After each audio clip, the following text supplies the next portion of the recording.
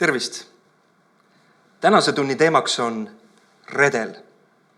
Redel on ronimisvahend, mis on valmistatud kahest vertikaalsest püstpuust, mis võivad olla tehtud ükstapuha millisest vastupidavast materjalist ja nende vahele rõhtselt asetatud pulkadest ehk astmetest.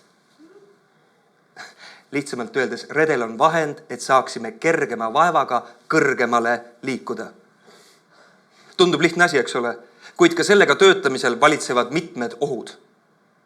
Redelil töötades tuleks jälgida, et mitte töötada järjest üle 30 minuti. Pikemaajaline töö võib põhjustada kõrgustest töötamisest tulenevaid kõrvalnähte.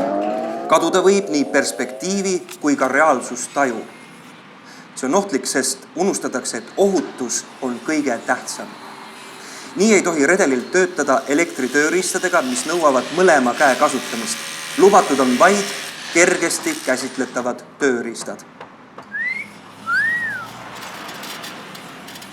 Redelist tuleb alati ühe käega kinni hoida, et end turvata. Ka tohib redelile kaasa võtta vaid kergekaalulised esemed. Redel tuleb alati paigutada ühetasasele ning kindlale horisontaalsele pinnale, et vältida kukkumist.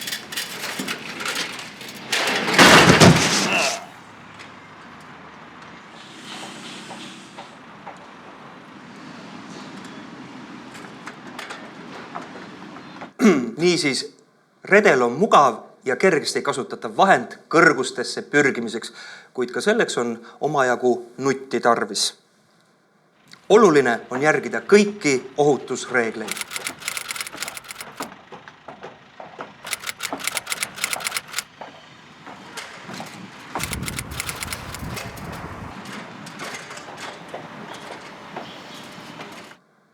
Sellega on meie tänane tund lõppenud. Aitäh!